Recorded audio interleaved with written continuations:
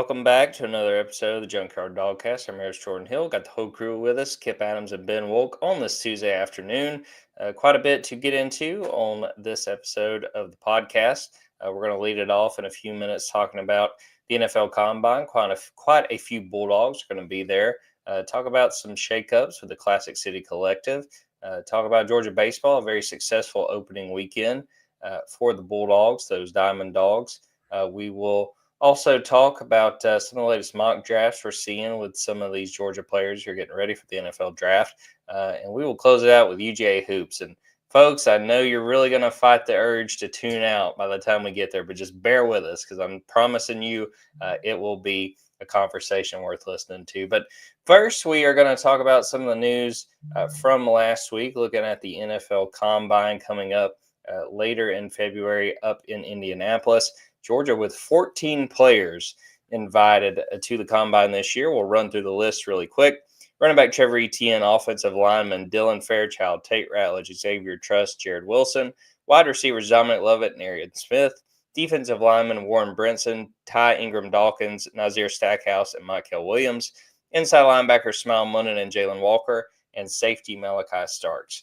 Now, we will talk about some of the folks who were not included on that list in a few minutes, but I want to start with these 14 of the 329 prospects who were invited are Georgia Bulldogs. I think it's a good idea to shine a light on those guys. And I want to start with you, Kipp, and I want you to give me maybe a couple, one or two players from the list that's going to be there that you're particularly excited about, guys you think can do really well, perform really well at the Combine, and could wind up really helping their stock by the time the Combine is in the books. Yeah, I think last year they had 11 players invited. So 14 is a big number. Anytime you get over a dozen, I think that's a sign that you had a pretty talented roster.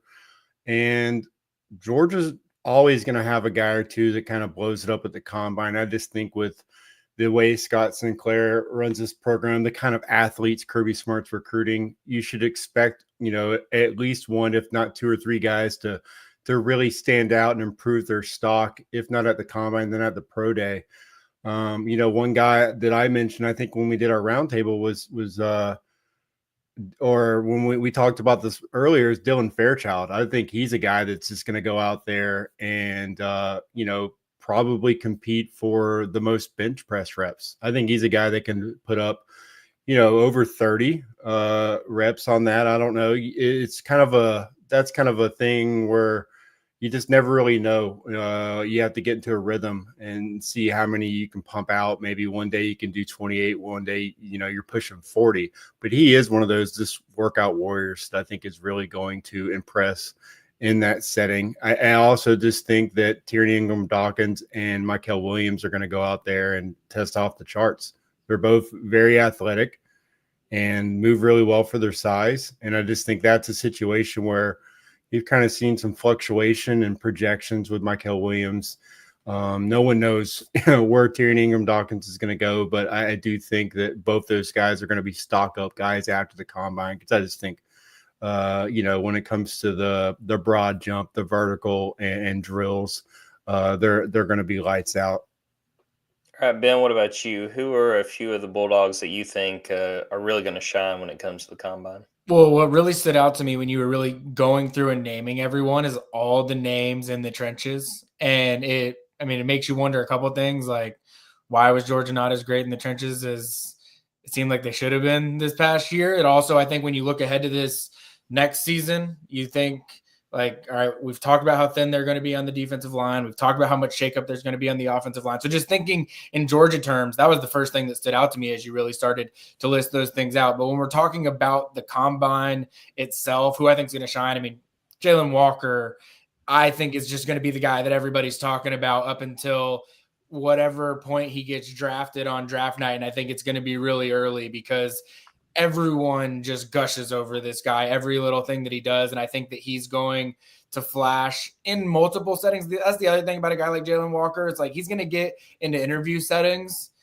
with the media and with general managers. And I think it's going to be a lot like Nolan Smith, where people are going to be like, wait a minute, this guy, not only is he a hell of a football player, only does he have out of this world motor, but he also is just a really enjoyable guy to be around and somebody that people are really going to just love hearing his vantage point on things. And quite frankly, you don't hear quite as much from Georgia football players during their time at Georgia, just because they don't get quite as much individual time with the media. And so I think that they're going to get an opportunity to see that side of him at the combine as well. That's going to shine really, really well. I mean, again, any first round pick that we're talking about, I think is interesting. Like, I think Michael Williams, how high can he go? What could a combine? We've seen some Georgia players in the past go and they just do something crazy at the combine where you're like, man, I knew that they were athletic, but when you really see it in that setting, you're like, man, I didn't know they had that in them. And Nolan was honestly a great example of that, where he did things at the combine I did not expect Nolan Smith to do, despite thinking very highly of him. And, I think that Michael Williams, there's a chance that he's a guy that does something like that, because you don't think of Michael Williams for his freakish athletic traits. Like, he does some of those things and you can see it here and there, but like, you think of him as just being a great football player. He has the build, he has the frame, he has the length, he has all of those things, and those things are going to show up well from measurables. But I just have this weird feeling that he's going to do some things, whether it be running or jumping or whatever, that is going to make people say, wow, I didn't know he had that. And that's going to be really all it takes for him to break into that, top 5 potentially category. Few guys that I'd want to point out, Jalen Walker, as you said, Ben, I think that he'll get a lot of buzz. Malachi Starks, I think that he's a guy that, the further we've gotten away from this 2024 season, I think that you kind of look at what he did, and I don't think he has gotten enough credit for the amount of work he took on, playing safety, playing star. I think he could have a really big combine and try to get in maybe that top 10 conversation. I think the latest mocks that I've seen kind of have him in the teens, maybe a little bit further toward the 20th overall pick. And then a guy that he's not going to go that highly, but Jared Wilson. I mean, think about how many times we heard Kirby Smart just absolutely rave about his athleticism.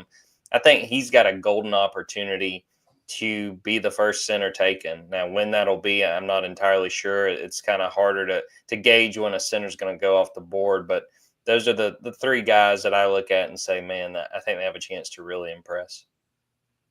All right, let's talk briefly about a few of the guys who were not invited. And quite frankly, they were, I think, a bigger part of the conversation. I would say there were 3 notable Georgia players who were not invited. Ben Urosic, the tight end who had transferred from Stanford, outside linebacker Chaz Chambliss, and then safety Dan Jackson. Now, there was a lot of conversation about Dan not being invited, and you can make the case that, yeah, he should have been there. And frankly, I think he could have been there over maybe 1 or 2 of the Georgia guys who did get invited. But the thing to me, guys, we're talking about a team that had 14 players invited. If you get double digits, if you're a fan, just be thrilled with that. And, I get wanting to see Dan have a chance to go out there to the combine, but I think he showed everything he needed to during the Senior Bowl and showed out there.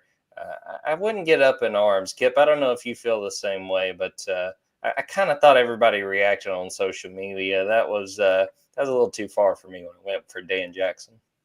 I don't know why we're putting a limit on the number of players from Georgia that can be invited. Why is 14 enough? Why should Georgia fans just be fine knowing that they had over a dozen players? We're talking about an all SEC player, a guy that helped Georgia win 2 national championships. I mean, there were, I think I remember counting, there was like 20 safeties that were invited to this combine, or over 20. You're going to tell me that, there are over 20 safeties that had, the kind of resume that Dan Jackson has. You could say that he's proven it. He showed at the Senior Bowl that, his stock is worthy of a draft pick. But the NFL Combine is just about basically inviting everybody that you think is going to be drafted to this setting so that everyone can get more data points. So just sitting back and saying Dan's already proven himself, he didn't get invited. So that's saying that he wasn't worthy in their eyes of being a draftable prospect. So I think it's a slap in the face to what Dan Jackson's done at Georgia. and just the kind of overall player and the talent that he has. It's just yet another slap in the face. He's had no shortage of those on message boards and social media over his career at Georgia. He proved himself as a legit player at the highest level in college football, and yet isn't seen as a guy that is worthy of being at the combine. So I think the outrage was justified, and I think it should continue. I mean, he's going to have that chip in his shoulder on pro day, but that's just one less opportunity that he has now to prove himself and to make sure that he does get drafted. Thing that will help him is he will have the pro day, and I'm sure that he will have a lot of people looking at him. Ben, they kind of got me feeling like a certified hater right now, but what do you make of Dan not getting invited? No, I love it how you said before the show, you were like, I'm going to bring this up and how we need to stop complaining about it. And Kipp just was ready to fight the other side. Hey, now my money in the middle. My money was going to be you were going to be that guy, so go right ahead. Well, yeah, I usually am that guy. I mean, what I'll say is this. To Kipp's point, this is nothing new for Dan Jackson.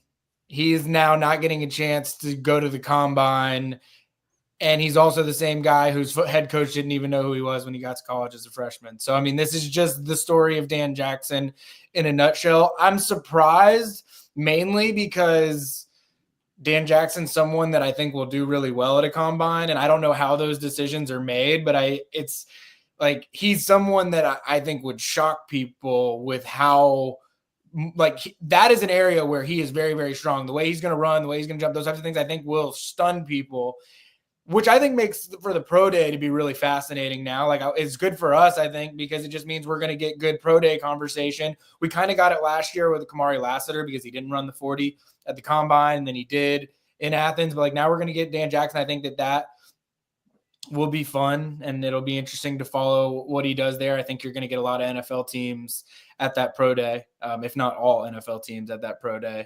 I think the Ben Yurosek one's not getting talked about enough because he's someone that I imagine would have been getting invited to the combine a year ago, and now he's not getting invited to the combine. I don't know where he is on draft boards. Kipp, you're better than me with that type of stuff, but like I would have thought he was someone that NFL teams would have actually grown to like his 4-year pedigree and film and everything. I mean, he was a guy that ended up playing about 30 snaps a game at Georgia, which I think is pretty telling of what Georgia thought of him. I mean, they just fit him, plug and play him into a rotation, and they're playing him 30 snaps a game. I know he wasn't beloved early on with some of the clips he was putting out and missed blocks that he had, but I think by the end of the year, he was someone that was very sound in his job, and I would have thought would have been invited to the combine simply because of where he was projected last season from an NFL draft standpoint, that he would have already been on draft and combine types of radars, and that he would have been more likely to go there.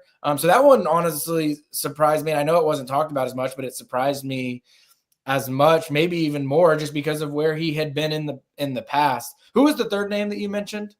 Chaz Chambliss, who was tied for the lead with sacks for the Bulldogs. Yeah, that one is also a tough one. That's also that's the Chaz Chambliss story in a nutshell as well. Just never quite going to get the respect that he deserves. But again, I think it's great for pro day. Like I think it's awesome because now you got 3 guys that were reasonably NFL draft combine type of guys that haven't gotten to do that yet, that are going to get to do that in front of NFL scouts. So, good storylines.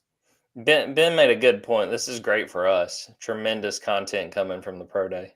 Yeah, no, I love the pro day too. I just, I want to see, I love the combine. I would have liked to see Dan Jackson get up there and hear Deion Sanders say that he could run. Can't wait, and we will be following along when that gets underway later this month. Should have plenty of Georgia players stand out, as they always seem to do. Well, guys, let's get into some news. I believe that came out on Monday around the Classic City Collective at Georgia. The CEO, Matt Hibbs, has left. Tanner Potts, who has been in the athletic department, coming on to take over his CEO role. And additionally, you have a change with the UGA Vice President and Chief Communications Officer, Stephen Drummond, now Deputy Athletic Director, Chief Marketing Officer.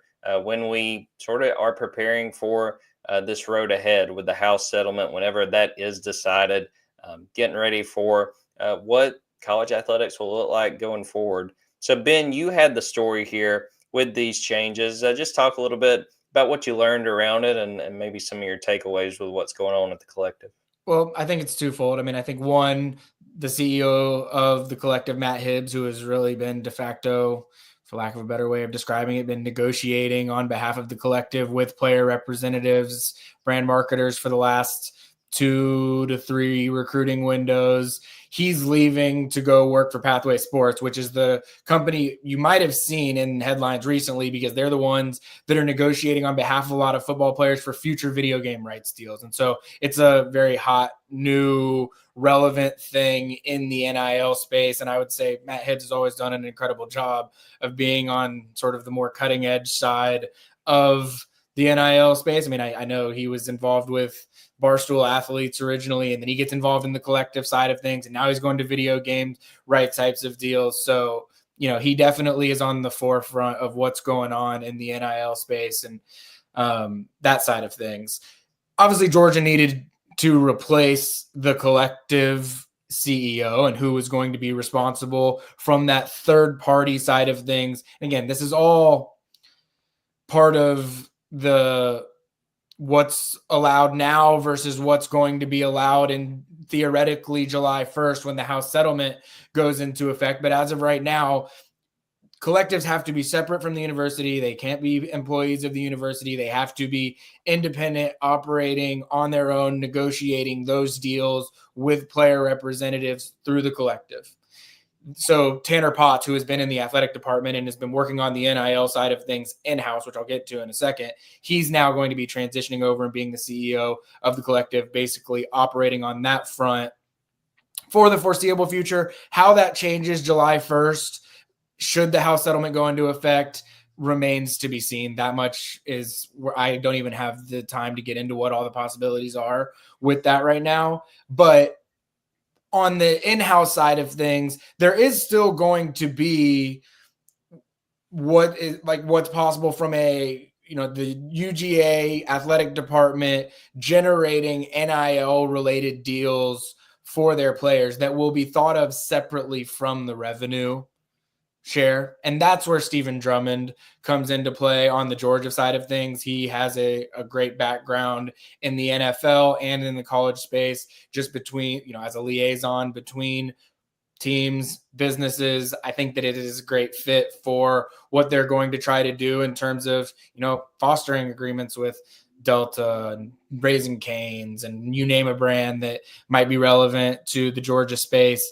That's how teams are going to try and offset the revenue sharing cap, because anybody that is signing and I would describe this as legitimate name, image, and likeness, like as it was intended, like you are truly a marketable person signing with a brand in this capacity. That is how teams are going to try and offset whatever money they're not getting through the revenue share cap that is going to basketball or women's basketball or softball or baseball or whatever that might be. I will say I'll probably go into this more in depth on the Stay Woke UGA recruiting show that we'll do later this week, just because I feel like people listening to that show probably care about the, boring details of it as much as I do. It is a fascinating subject because it is the future of college football. It is the way that all of these teams are relying on surviving.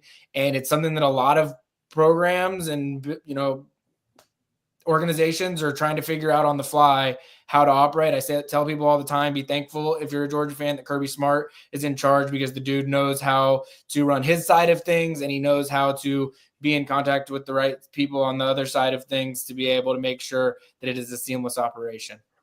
Yeah, I want to shout out Ben for the story he had just detailing those changes. Kipp, what do you think, any takeaways from it? I mean, my biggest sort of lesson or the biggest takeaway I had was it kind of feels like Georgia's getting those ducks in a row for what could be coming. Did you have any thoughts on these changes?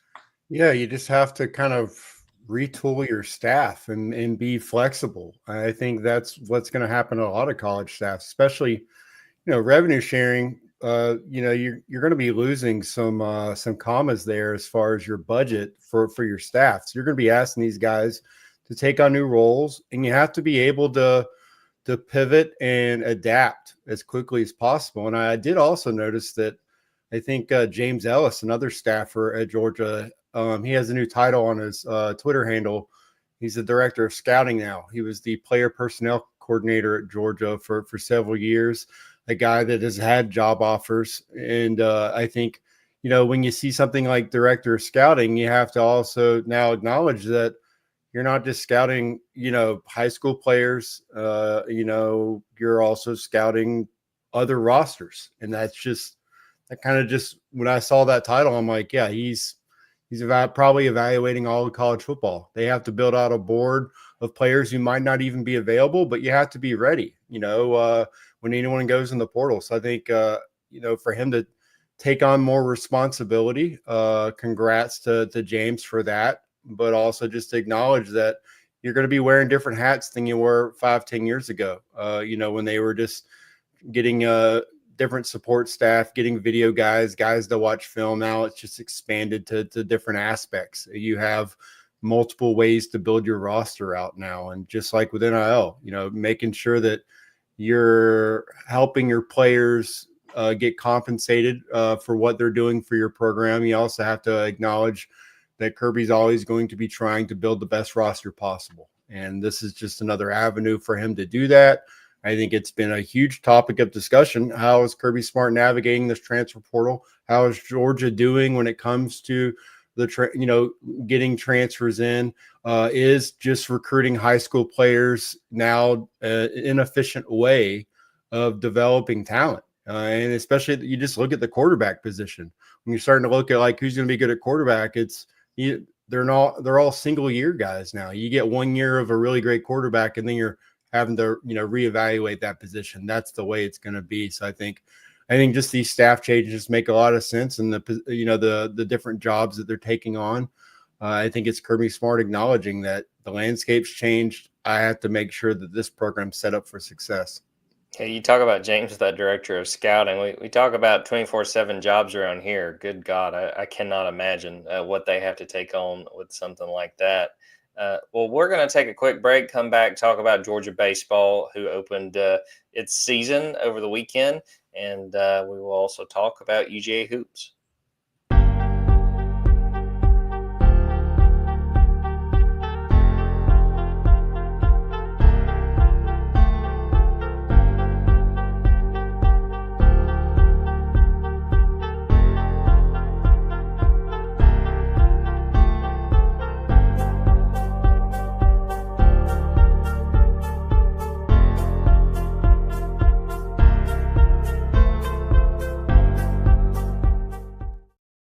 Well, fellas, like I mentioned before the break, Georgia baseball started its season over the weekend, and Olivia Sayre was all over that. We'll hear from Olivia in a few minutes, talk about Georgia's 3-1 start to the 2025 season. But first, I want to get into some news that Olivia had on the site on Tuesday. Dylan Goldstein, who is a Georgia outfielder, has been fighting, trying to get an additional year of eligibility. The argument for him to get another year is tied directly to the Diego Pavia situation when it comes to JUCO eligibility. As it currently stands, that counts against your NCAA eligibility. Diego Pavia has gotten a waiver to be able to play for Vanderbilt football in 2025. Dylan Goldstein's trying to get something very similar. There's been a few cases that have popped up, especially this spring with baseball. I know Tennessee has a player that is fighting a very similar battle, but Dylan Goldstein's representatives are really trying to get his case pushed to the forefront, trying to get him eligibility to play right away. We will see how that goes. And again, I want to shout out to Olivia for having that story and encourage all of you who are interested in what comes next to stay glued to Dawgs 24/7. Olivia will be all over it, and we will see if Dylan Goldstein gets eligibility sooner rather than later. So as I mentioned, Georgia 3-1 start to the season after this past weekend. Played UNC Wilmington and Quinnipiac. Olivia took some time to do a quick video just talking about her takeaways, her thoughts from that opening series. That's what Olivia had to share. Well, I hope that you are all doing well. I hope you had an amazing weekend and that your week is off to an even better start. I figured I'd come on here and talk just a little bit about Georgia baseball's opening weekend. In case you missed it, the Bulldogs went 3-1. They dropped the final game of the series, which was yesterday, to UNC Wilmington by a score of 6-2.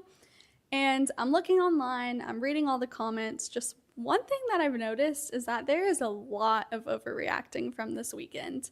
And I think it's understandable. You look, Georgia allowed 6 runs in the bottom of the first. You look, they were no hit through 7 innings. That can definitely be concerning. But I think my one takeaway is UNC Wilmington is a very formidable squad. It's not like Georgia went out and got almost no hit by the Oakland Athletics of college baseball, which I guess would now be Sacramento, but no offense to Oakland or Sacramento or whatever is going on within that organization. All that to say, UNC Wilmington is a very good team. You look at what Connor Marshburn did last night. I have my scorebook pulled up right here. 6 innings, 7 strikeouts, no hits. Wes Johnson mentioned he was touching high 90s, could be a Friday night starter in the SEC. And I just think he had Georgia's number last night, which sometimes happens. And then on the pitching side, you look, Zach Brown went out. He was throwing strikes. 17 of his 24 pitches went for strikes. It's just the Seahawks were hitting him, and sometimes that happens. You have a guy making his first career start. It's not always going to go well. So on a positive note, I think the bullpen really showed a lot to be excited about this week. You look, just in the series finale alone, they went 7.2 innings of 1 hit, no run ball, and the hit didn't even come until the 8th inning. And that would be Eric Hammond, Matthew Hoskins, JT Quinn, Tyler McLaughlin. They all looked like they could make a big impact for this team. All looked really solid, especially in some high-stress innings there, especially in Hammond's case. But you look at some of the other guys that pitched this weekend, Alton Davis, Brian Curley showed you why they were coveted in the transfer portal. Charlie Goldstein looked good in his return. Leighton Finley, Jordan Stevens, Davis Chastain, DJ Radke. And then from game 1, Paul Farley followed Zach Harris. I think we've known that this pitching staff is going to be a lot deeper this year. It definitely showed that. Colton Smith said that they had about 18 to 20 guys touching 95. Saw Brian Curley hit 100 the other day with a pause in his delivery. Jordan Stevens was touching 99. So I definitely think this team is going to have to rely on its bullpen to win some games this year, and I definitely think it has the capability to do so. Alrighty, so looking at the offense, I definitely think this is where the biggest overreactions are coming from. And like I said, you see a team as hyped as Georgia get no hit through 7 innings, and there is a little bit of cause for concern there, but the one positive that I would take from this offense is it really took what the opposing teams gave it. And by that, I mean it had a really good eye at the plate. You look at the numbers. Game 1, it was 11 free passes. Game 2, it was 5 hit by pitches, 10 walks. Game 3, it was 8 walks, 4 hit by pitches. And then the final game, it was 4 walks, 3 hit by pitches. So definitely not pressing, not chasing as much as we had seen some of them do in the past. Taking those bases loaded walks, taking those bases loaded hit by pitches. You look, they scored in a variety of different ways, especially in Saturday's doubleheader and Friday night's game, but that is what I think is a positive. The biggest concern I have with this offense is just its ability to hit with runners in scoring position. I think you look, that's probably the most vital aspect of baseball, especially in the postseason, especially down the stretch, is can you hit with those runners on base, especially when they're on second and third.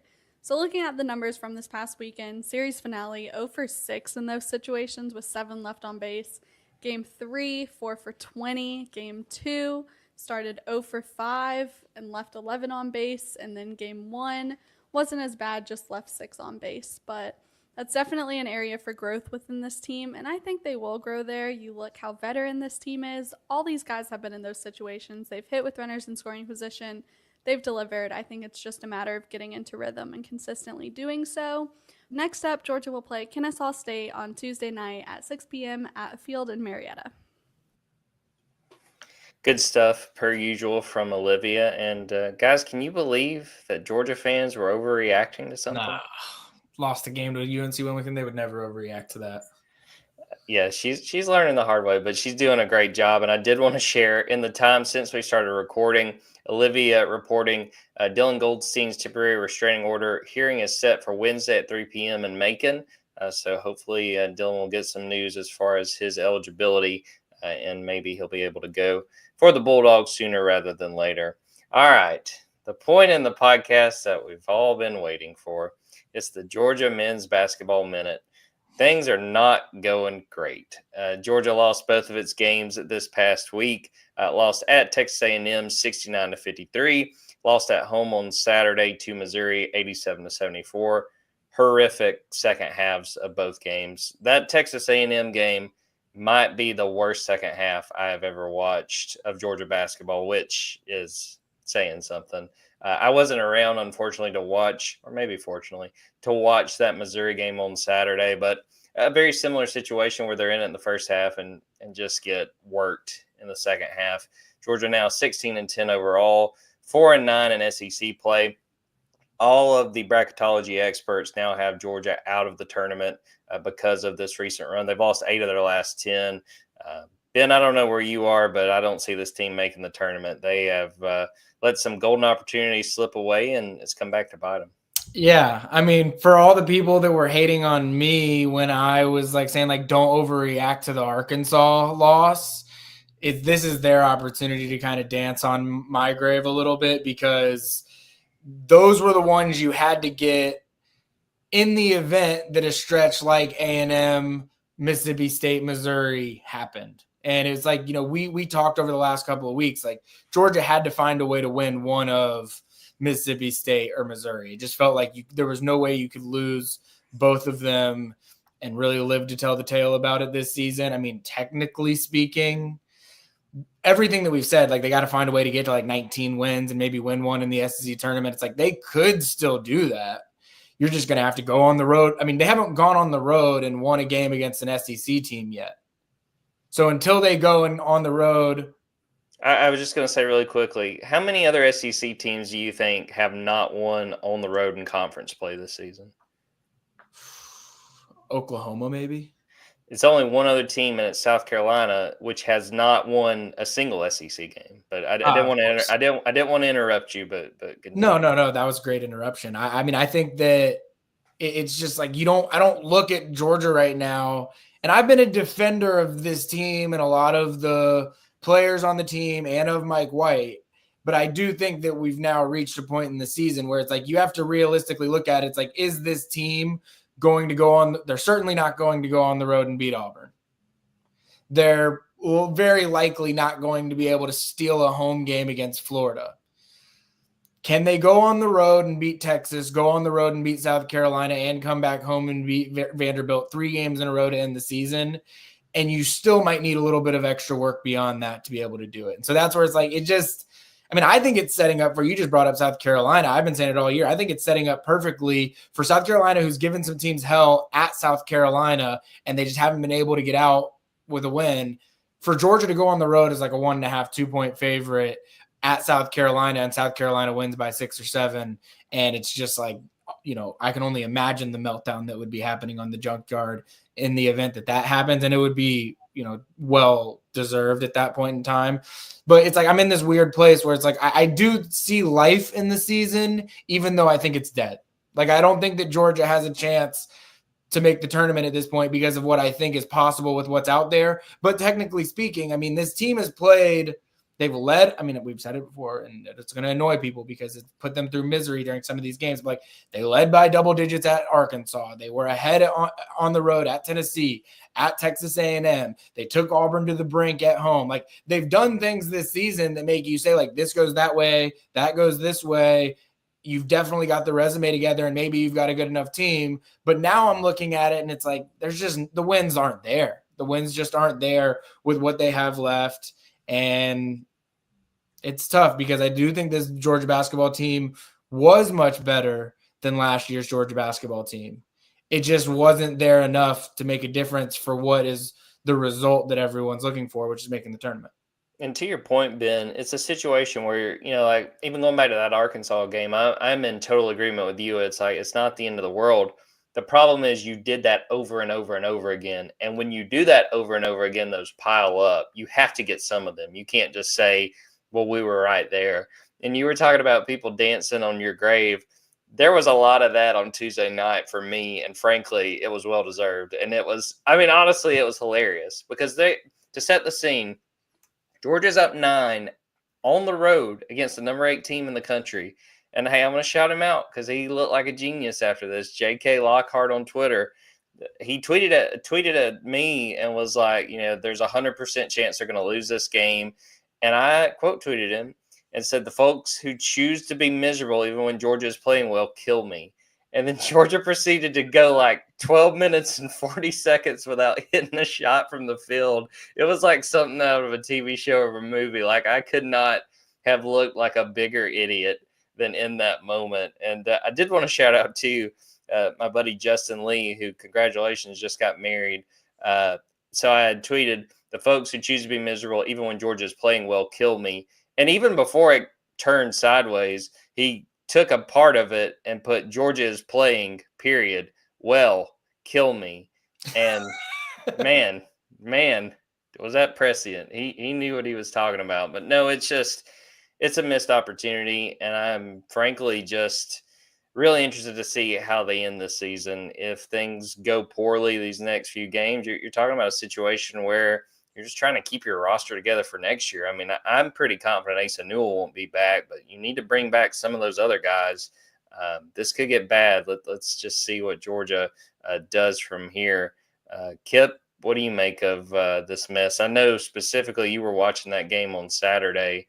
What do you make of where Georgia is right now? Well, we kind of talked about this before the season, that this is one of the better, if not, the most talented Georgia teams we've seen the last, 20 years. But it comes in a year where the SEC is just ridiculous. So this team may be a top 40, top 45 overall team in the country right now. But that's just not how it works. You have to build a resume. And so we knew when conference play happened that we would find out a lot about this roster. And we knew going in that, once again, true point guard play is not something that this Georgia team has. And Mike White, once again, has not been able to build a roster that is built for second halves. You got to have great guard play. You got to have someone who could calm your team down and make sure that you don't go over 12 minutes without scoring, that you don't, just allow fast break point after fast break point, that you don't hit double-digit turnovers in the blink of an eye. And these are just the same issues that we're having in, year 3, when Georgia fans have to sit there and watch other teams in the SEC make huge jumps in year 2, in year 1, other programs. So it goes right back to the why can't Georgia, be a tournament team? And on paper they should be. But they have had these meltdowns in games where I said in Missouri, Mississippi State, these were coin flip games. You needed at worst to go 1-1. And now you got to beat either Florida or Texas and then close out with 2 wins. I think you got to have 5 wins to get in. I mean, that's the situation. And so there's a chance they could beat Florida or Texas. It's not great, but again, you had your opportunities to win at home against teams that were comparable talent. And Mississippi State was a tough way to lose, but Missouri was just a complete meltdown. And I think that the lack of guard play caught up with them. They weren't getting good minutes from LeFew. Montgomery was just, struggling to not turn the ball over. And it's just the roster's kind of been exposed. And once again, you're looking at a situation where Georgia may have a lottery player on its hands in Asa Newell. I don't know if he's going to be top 10, maybe early teens, but having 2 guys go in the lottery and not make the tournament each year is just a slap in the face to the fan base. And it's going to make it really hard. I mean, you can go out there and say, hey, even if you don't win at Georgia, you're going to go in the lottery. But I don't think that's going to help with the non-lottery talents out there. You're trying to recruit that actually just want to win and play meaningful games in March. So again, they're up against it right now. We've kind of seen them get exposed in conference play, but like I said, you beat Florida or Texas and you have an opportunity to win 2 games in tournament play and get in. So they still have a blueprint for getting in, but yeah, there is 0 margin for error now. Yeah, absolutely. And I mean, just you look at these games and those second half issues you pointed to the roster, but I put as much on Mike White. I think he's been out coached in some of these, and you look at the talent in coaching in the SEC right now.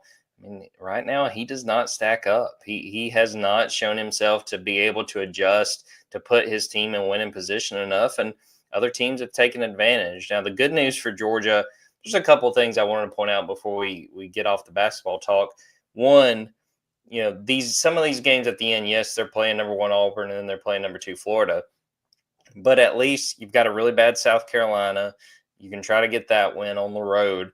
But you're playing a Texas team and you finish the regular season with a Vanderbilt team who are also in this NCAA tournament run. I mean, what you really need, probably, as much as you need wins, you also don't need them to be making their resume look better. So, if you are able to get a couple of those wins, it at least helps your case. Those teams are basically vying for the same spots that you are. They're in a little bit better shape, I think, Texas and Vanderbilt. But, having those, I think, helps at least a little bit. Georgia doesn't have a midweek game this week, which will help. But, fellas, this number 1 Auburn in Neville Arena on Saturday, that I think it's going to be ugly. 4 p.m. Eastern time on ESPN2. If you're a Georgia fan, you want to skip that one. I can't argue against that. I do think if we're looking for a silver lining, I know that there's not much to be optimistic about as it relates to Georgia basketball, especially over the last, 3 weeks, 4 weeks. It's been a rough stretch. But if you're still one of those folks trying to hold out hope, like I do think it sets up nicely where Georgia's had a lot, like Jordan just said, Georgia's going on the road and playing at Auburn. I don't consider that a winnable game. Like, I don't care if Georgia plays well. I don't think that Georgia is going to be able to win that game. It sets up nicely that Georgia's last 3 games of the regular season are winnable games. You could even say 4 if you're talking about the Florida game, which I don't necessarily consider that way because of how highly I think of Florida. But those last 3, I think are winnable games. And it's like, if you are able to win them, you are going to be, playing winning basketball at the absolute best point in time in the season. People are remembering what you're doing over the last week or so. So it's like, if you can win those 3, you win a SEC tournament game or 2, like there's a chance that not only 1, are you going to get more favoritism from the committee on Selection Sunday, but 2, if you happen to, backdoor your way into the tournament, you're playing good basketball at the right time. And so I think that there's still hope for this team. It's just like there's no other way to put it. It's like they've just got to win those last 3 games of the year. If they don't win those last 3 games of the year, I think it's all for naught. Yeah, this is the rubber meets the road time for this team. And even look to if you're like, okay, well, maybe they can get some in the SEC tournament. As it shapes up right now, they would play Arkansas to open it. And Ben, I'd pick Arkansas. They've actually been playing pretty well. Like they just have to get this thing turned around quickly if there's any hope of anything other than the NIT. And even at the same time, I kind of wonder if Georgia would even go play in the NIT with how everything's played out. All right. Before we wrap this episode up, I wanted to give Kipp an opportunity. He wrote a story on on Tuesday, looking at Daniel Jeremiah's latest mock draft. And we've got another situation where we've got an NFL draft expert looking at a Georgia player going to the Falcons. Daniel Jeremiah has got Michael Williams going to Atlanta, staying home. First, Kipp, I wanted to get your thoughts on that potential fit if it were to come to pass. Michael Williams going to the Falcons, and then 2, are you letting yourself believe? Are you letting yourself think that Georgia might see a guy go from Athens to Atlanta? Well, all Falcons jokes aside, I mean, the fit makes absolute perfect sense. The Falcons haven't had an actual pass rusher since John Abraham played, and they haven't drafted one since it was like 1999. I've brought that up, Patrick Kearney out of Virginia. But Michael Williams going to the Atlanta Falcons makes too much sense, which is why we do make the joke that it's not going to happen. But I do like the projection because you're not really sure what's going to happen at the edge rusher position. I think James Pierce out of Tennessee was a guy early on that was getting projected around then. But I do think that he's a guy that may fall like to the 20s.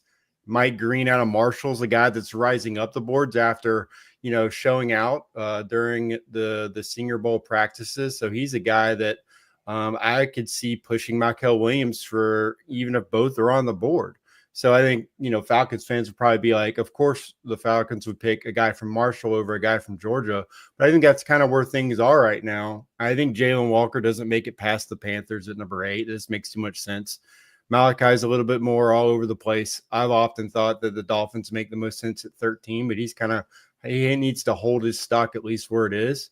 So I think for Michael Williams, it would be a great opportunity for him to come into a franchise that's just missed left and right, trying to manufacture pass rush and get a guy whose best football is still in front of him, and who I think he's going to test fairly well when you get compared to guys like Travon Walker. I think that tells you that there's elite athleticism there, but we really don't have testing numbers on Michael. We don't know. He didn't really get it coming out of high school. So he could move up the board. It could go all over the place. But I think that's right now a good spot for him to be for the Falcons. But I do think there's a situation where after the combine, he's pushing for the top 10 as well. And so it would probably be best for the Falcons if these guys were off the board, because it just takes the opportunity for them to screw up out of their hands and allows them to just, pick somebody else and then, watch the Eagles play in the Super Bowl again with a bunch of dogs. Because if you look at Daniel Jeremiah's projection, I mean, he had Malachi Starks going to them at the end of the first round. And I know a lot of people are kind of low on Malachi right now. I don't see a situation where he's there at that point. But if the Eagles take Malachi Starks, and I mean, the Falcons just need to go ahead and close up shop on social media until the season starts, because it's just going to be, I mean, they're going to have a field day with the Eagles getting away with it once again. I mean, if they have 11 starters from Georgia in 2 years, I don't know. I don't think that this fan base will be able to handle that. Yeah, you would have a lot of Falcons fans turning in their gear and getting Eagles jerseys. Philly ought to do that. It's like, hey, if you want to come home, we got all these Georgia players. Donate your Falcons jersey. We'll give you one of these Eagles jerseys if they were to go get another Georgia player in the draft. Ben, I know you're a Falcons fan as well.